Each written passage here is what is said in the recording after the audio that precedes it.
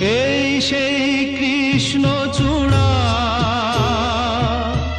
যার তলে দাঁড়িয়ে চোখে চোখ হাতে হাত কথা যেত হারিয়ে।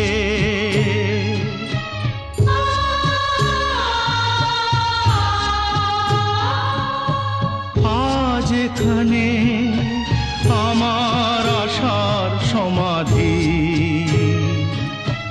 ব্যথা জানাবার ভাষা নেই, আশা নেই, ভালোবাসা নেই। আশা ছিল, ভালোবাসা ছিল,